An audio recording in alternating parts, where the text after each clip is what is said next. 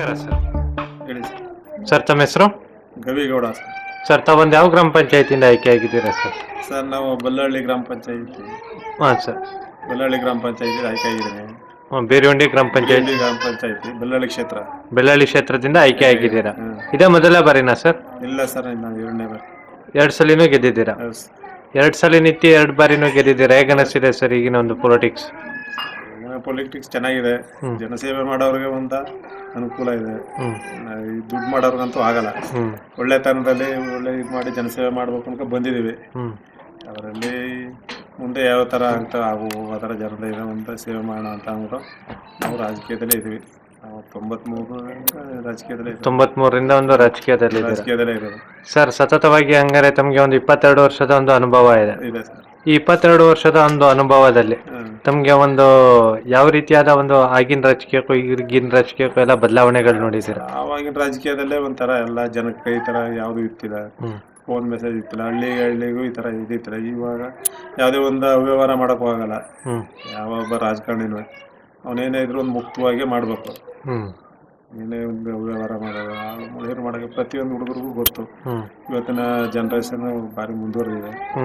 ಅದರಿಂದ ಏನು ಇದು ಮಾಡ್ಕೊಂಡು ಮಾಡೋಕ್ಕಾಗಲ್ಲ. ಒಳ್ಳೆ ಥರದಲ್ಲಿ ಮಾಡ್ಬೇಕು ಇವತ್ತಿದ್ರೆ. ಸರ್ ತಾವೊಂದು ಯಾವ ಒಂದು ಪಕ್ಷದ ಬೆಂಬಲಿತರಾಗಿ ನಿಂತಿದ್ರಿ ಸರ್? JDS ಪಕ್ಷದ ಬೆಂಬಲಿತ. JDS ಪಕ್ಷದ ಬೆಂಬಲಿತರಾಗಿ ನಿಂತಿದ್ರಿ. ಸರ್ ತಮಗೆ ಈ ಸಲ ಎಲೆಕ್ಷನಲ್ಲಿ ಒಟ್ಟು ಎಷ್ಟು ಮತ ಬಂದಿತ್ತು ಸರ್? ನನಗೆ 145 ಮತ ಬಂದಿತ್ತು. Leading sir? ಲೀಡಿಂಗು 50 ಮತ ಬಂದಿತ್ತು. 50 ಮತಗಳ ಅಂತರದಿಂದ ಜಯಿಸಿದ್ದೀರಾ ಸರ್. ಈಗ ತಾವೊಬ್ರು ಒಂದು 141 ಮತಗಳು ತಗೊಂಡು 50 ಮತಗಳ ಅಂತರದಿಂದ ಗೆದ್ದಿದ್ದೀರಾ.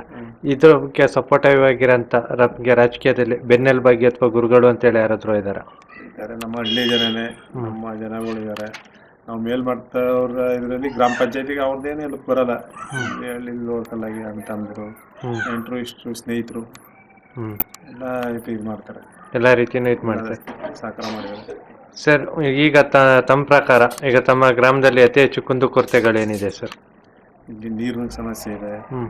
ಅಲ್ಲಿಂದ ಮೋರಿ ಸಿಸ್ಟಮ್ ಸರಿ ಇಲ್ಲ. ಬಸ್ನ ವ್ಯವಸ್ಥೆ ಎಲ್ಲ ಕೆಟ್ಟಿದ್ದು. ಅದೆಲ್ಲ ಇವಾಗ ಎಲ್ಲ ಮಾತಾಡಿ ಮೇಲೆ ಹತ್ರ ಎಲ್ಲ ಮಾತಾಡಿ ಇಲ್ಲಿ DC ಹತ್ರ ಎಲ್ಲ ಕೇಳ್ಕೊಂಡು ಸ್ವಲ್ಪ ಪರವಾಗಿಲ್ಲ. ಬಸ್ ವ್ಯವಸ್ಥೆ ಕರೆಕ್ಟಾಗಿ, ಕರೆಂಟ್ದು ವ್ಯವಸ್ಥೆ ಕರೆಕ್ಟಾಗಿಲ್ಲ. ಎಲ್ಲ ರೀತಿಯಾಗಿ ನಾವು ಮೇಲ್ಮಟ್ಟದ ಅಧಿಕಾರಿಗಳೆಲ್ಲ ಕೇಳ್ಕೊಂಡು, ರಾಜಕಾರಣಿಗಳಿಗೆ ಕೇಳ್ಕೊಂಡು ನಮ್ಮೂರಿಗೊಂದು ಒಳ್ಳೇದು ಮಾಡಿಕೊಡಿ ಅಂತ ಕೇಳ್ಕೊಂಡು ಮಾಡಿಸ್ಕೊಳ್ಳೋಕೆ ಪ್ರಯತ್ನ ಪಡ್ತಾ ಇದ್ದೀರಾ ಸರ್. ಈಗ ತಮ್ಮ ಒಂದು ಕ್ಷೇತ್ರದ ಜನರು ತಮ್ಮ ಬಳಿ ಬಂದು ಯಾವ ಸಮಸ್ಯೆಗಳ ಬಗ್ಗೆ ಜಾಸ್ತಿ ವ್ಯಕ್ತಪಡಿಸ್ಕೊತಾ ಇದ್ದಾರೆ? ಇದು ರೇಷನ್ ಕಾರ್ಡ್ ಇದೆಯಲ್ಲ, ಅದರದ್ದು ಒಂದಿದೆ. ಆಮೇಲೆ ವೃದ್ಧಾಪ್ಯ ವೇತನ, ಆಮೇಲೆ ಈ ಅದೇನೇ ಹೇಳ್ತಾರಲ್ಲ ವಿಧವೆ ವೇತನ, ಅದು ಸುಮಾರು ಹಲವಾರು ಸಮಸ್ಯೆ ಇದೆ. ಎಲ್ಲ ಮಾಡ್ಬೇಕು ಸರ್. ತಮ್ಮ ಒಂದು 5 ವರ್ಷದ ಅಧಿಕಾರಾವಧಿಯಲ್ಲಿ ಸರ್ ತಮ್ಮ ಗ್ರಾಮನ ಯಾವ ರೀತಿಯಾಗಿ ಒಂದು ಬದಲಾವಣೆ ಮಾಡಬೇಕು ಅಂತ ಸರ್? ಒಂದು ಮಾದರಿ ಗ್ರಾಮವಾಗಿ ಮಾಡಬೇಕು.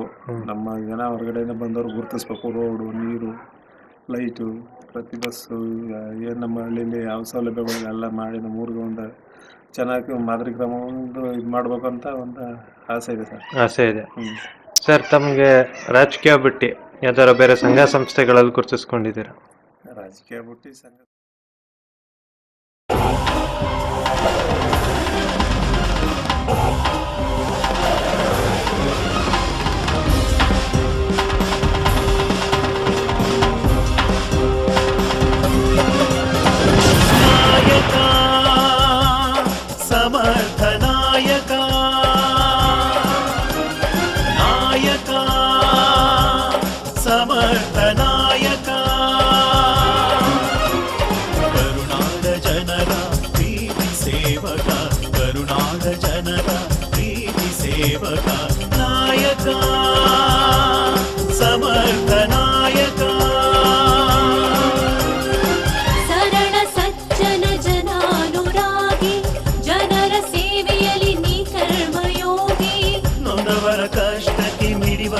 ಹೃದಯ ಕಣ್ಮಣಿ ಕರುಣಾಮಯಿ, ಕಣ್ಮಣಿ ಕರುಣಾಮಯಿ.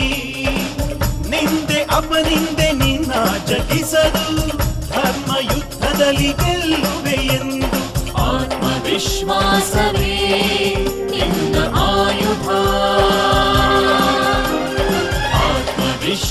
ಸಾಧಿಸಲೇ ನಿನ್ನ ಆಯುಧ. ನಮ್ಮ ಸಂಘ ಸಂಸ್ಥೆ ಅಂತಂದ್ರೆ ನಮ್ದು ಒಕ್ಕಲಿಗರ ಸಂಘ ಇದೆ. ಒಕ್ಕಲಿಗರ ಸಂಘದಲ್ಲಿ ಸದಸ್ಯರಾಗಿದ್ದೀರಾ. ಸಂಘದಲ್ಲಿ ಯಾವುದೇ ಇದು ಬಂದ್ರು ಸಮಸ್ಯೆಗಳು ಬಂದ್ರು ಕರೀತಾರೆ. ಯಾವ್ದಾದ್ರು ಏನೋ ಏನಾದ್ರು ಬಂದಾಗ ತಾಲೂಕು ಮಟ್ಟದಾಗ ಬಂದಾಗ ಕರೀತಾರೆ. ಎಲ್ಲ ಹೋಗಿ ಮಾತುಕತೆ ಆಡ್ತೀವಿ. ಯಾರಿಗಾರು ಒಂದು ಸಮಸ್ಯೆ ಬಂದಾಗ ಪರಿಹಾರ ಬೇಕಾದ್ರು ಪರಿಹಾರ ಇರ್ತದೆ. ಆ ಸಂಘದಿಂದ ಗುರುತಿಸ್ಕೊಂಡಿದ್ವಿ. ಸರ್, ಈಗ ತಾವೊಬ್ರು ಒಂದು ರಾಜಕೀಯದಲ್ಲಿ ಹಿರಿಯರು, ಈಗಿನ ಯುವಕರು ರಾಜಕೀಯ ಕಡೆ ಬರ್ತಾ ಇದ್ದಾರೆ. ತಾವೊಬ್ರು ಹಿರಿಯರಾಗಿ ಇದ್ಕೊಂಡು ಅವ್ರಿಗೆಲ್ಲ ಒಂದು ಯಾವ ರೀತಿಯಾದ ಒಂದು ರಾಜಕೀಯವಾಗಿ ಸಂದೇಶ ಕೊಡಕ್ಕೆ ಇಷ್ಟಪಡ್ತೀರಾ? ಮುಂದೆ ಬರೋರು 4 ಜನಕ್ಕೆ ಸೇವೆ ಮಾಡಿ ಇದು ಮಾಡಿ ಒಳ್ಳೇದು ಮಾಡ್ಬೇಕೆ ಹೊರತು ರಾಜಕೀಯಕ್ಕೆ ಹೋದವರೆಲ್ಲ ದುಡ್ಡು ಹೊಡಿಯಬೇಕು ಅನ್ನೋ ಆಸೆ ಇಟ್ಕೋದವ್ರು ಬರಬಾರ್ದು.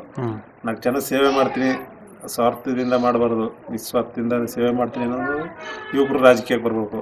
ಏನೋ ರಾಜಕೀಯಕ್ಕೆ ಹೋದವರೆಲ್ಲ ದುಡ್ಡು ಮಾಡಬೇಕು, ಏನೋ ಹೊಡಿಬೇಕು, ತಿನ್ಬೇಕು ಅಂತ ಹೋದವ್ರು ಹೋಗ್ಬಾರ್ದು ಸರ್. ಅವ್ರು ಸ್ವಂತ ಕೆಲಸ ದುಡ್ಬೇಕು, ಸ್ವಂತ ಕೆಲಸ ಮಾಡ್ತಾ ದುಡ್ಬೇಕು. ರಾಜಕೀಯದಲ್ಲಿ 4 ಜನಕ್ಕೆ ಹೆಲ್ಪ್ ಮಾಡಕ್ಕೆ ಅಂತ ಹೋಗಿ ಇರ್ಬೇಕು. ಅವ್ರಿಗೆ ಹೆಲ್ಪ್ ಮಾಡಕ್ಕನಿಲ್ವ, ಒಬ್ಬನಿಗೆ ಕೆಡಕ್ ಮಾಡಕ್ ಹೋಗ್ಬಾರ್ದು. ಸೈಲೆಂಟಾಗಿ ಇದ್ಬಿಟ್ರೆ ಅವ್ರಂತ ರಾಜಕಾರಣ ಯಾರು ಇಲ್ಲ. ನಿಮ್ಗೆ ಅನುಕೂಲ ಮಾಡಕಲ್ಲ, ನಿಮ್ಗೆ ಹೆಲ್ಪ್ ಮಾಡಕನಿಲ್ಲ, ನಿಮ್ಗೆ ಕೆಡಕ್ ಮಾಡ್ದಾನೆ ಇದ್ಬಿಡ್ತೀನಿಲ್ಲ, ಅವನು ರಾಜಕಾರಣ ಮಾಡ್ಕೋಬೋದು. ಸುಮ್ಮನೆ ಈಗ ಏನೋ ಬಂದ್ಬಿಡೋದು, ಕಿತ್ಲು ಮಾಡೋದು, ಅವನಿಗೆ ಇನ್ನೇನು ಮಾಡೋದು, ಇವನು ಕಿತ್ಲು ಮಾಡಿ ಯಾವುದೇ ಬೆಳೆ ಬೇಯಿಸ್ಕೊಳ್ಳೋಕ್ಕೆ, ಅವ್ರೇನೋ 100 ರೂಪಾಯಿ ತಿನ್ನೋಕ್ಕೆ ಮನೆ ಹೊಡಿಯೋದು, ಆ ರೀತಿ ಎಲ್ಲ ಮಾಡಬಾರ್ದು. ಆ ಥರ ಎಲ್ಲ ಮಾಡಬಾರ್ದು. ಒಳ್ಳೆ ರೀತಿಯಾಗಿ ಒಂದು ಜನರ ಜೊತೆ ಸಂಪರ್ಕ ಇಟ್ಕೊಂಡು ಅಭಿವೃದ್ಧಿ 4 ಜನದ ಸೇವೆ ಮಾಡಿದ್ರೆ ಗೌರವ ಇರುತ್ತೆ. ಹಾಂ ಸರ್.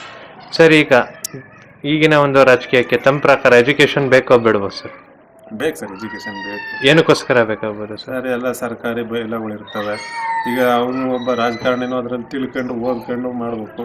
ಈಗ ಸರ್ಕಾರಿ ಅಧಿಕಾರಿಗಳು ಇರ್ತಲ್ಲ ಸರ್, ಅವರು ರಾಜಕಾರಣಿಗಳು ತಿಳ್ಕೊಂಡು LTM ಆಗ್ಬಿಟ್ರೆ ಅವ್ನಿಗೇನು ಗೊತ್ತಾಗಲ್ಲ. ಅವರೇ ತಿಂದೆಲ್ಲ ಮುಡಾಯಿಸ್ಬಿಡ್ತಾರೆ. ತಗೊಂಡು ರಾಜಕಾರಣಿ ಮಕ್ಕಳು ಬೆಳೆದ್ಬಿಡ್ತಾರೆ. ವಿದ್ಯೆ ಇದ್ರೆ ವಿದ್ಯಾವಂತನಿಗೆ ಅದು ಒಂದು ಅನುಕೂಲ ಆಯ್ತದೆ.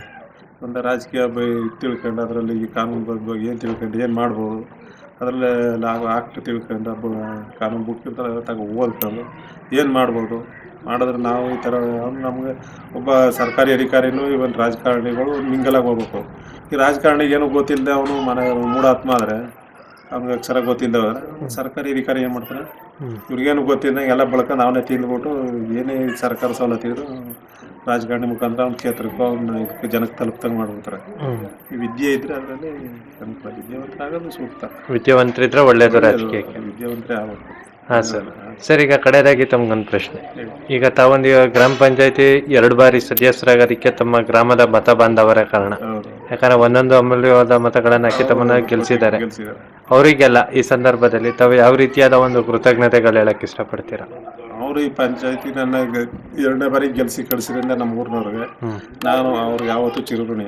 ಅವ್ರಿಗೆ ಏನು ನನ್ನ ಮೇಲೆ ನಿರೀಕ್ಷೆ ಇಟ್ಟು ಮತ ಕೊಟ್ಟಾರೆ, ಅವ್ರ ಆಸೆ ಏನಿದೆ ಅವೆಲ್ಲ ಈಡೇರಿಸಬೇಕಂತ ನನ್ನ ಕರ್ತವ್ಯ. ಅದು ಮಾಡೋಕೆ ನಾನು ಇದಕ್ಕೆ ಅವ್ರ ಆಸೋತ್ತರಗಳಿಗೆ ಸ್ಪಂದಿಸೋಕ್ಕೆ ಸತತ ಪ್ರಯತ್ನ ಪಡ್ತೀನಿ. ಪ್ರಯತ್ನ ಪಡ್ತೀನಿ. ಅವ್ರ ಆಸೆ 100ಕ್ಕೆ 100 ಈಡೇರ್ಸೋಕ್ಕಾಗೋರು ಒಂದು 90 ಭಾಗನಾದ್ರು ಈಡೇರ್ಸೋಕೆ ಪ್ರಯತ್ನ ಪಟ್ಟೇ ಬರ್ತೀನಿ. ಎಲ್ಲನೂ ಪ್ರತಿಯೊಂದು ಮಾಡಿ ಅವ್ರ ಅವ್ರ ಜನ ಕೇಳಿದ್ನೇ ಮಾಡೋಕ್ಕಾಗಲ್ಲ ಯಾವ ರಾಜಕಾರಣ. ಅದರಲ್ಲಿ ನಮ್ಮ ಕೈಲಿ ಏನಾಗ್ತದೆ ಮೀರಿ ಮಾಡೋಕ್ಕೆ ಪ್ರಯತ್ನ ಮಾಡ್ತೀವಿ ನಮ್ಮ ಜನ. ಸರಿ ಸರ್, ಇದೇ ರೀತಿ ತಮ್ಮ ರಾಜಕೀಯ ಜೀವನದಲ್ಲಿ ಶುಭ ಆಗಲಿ ಅಂತ ಹೇಳಿ ಆಶಿಸ್ತಾ ಇನ್ನು ರಾಜಕೀಯದಲ್ಲಿ ಇನ್ನೂ ಉನ್ನತ ಮಟ್ಟಕ್ಕೆ ಹೋಗ್ಲಿ ಅಂತ ಹೇಳಿ ಆಶಿಸ್ತೀವಿ ಸರ್. ಇಷ್ಟೊತ್ತು ತಮ್ಮ ಮನದಾಳದ ಮಾತುಗಳನ್ನು ನಮ್ಮೊಂದಿಗೆ ಹಂಚಿಕೊಂಡದಕ್ಕಾಗಿ ತುಂಬ ಹೃದಯದ ಧನ್ಯವಾದಗಳು ಸರ್. ನಮಸ್ಕಾರ.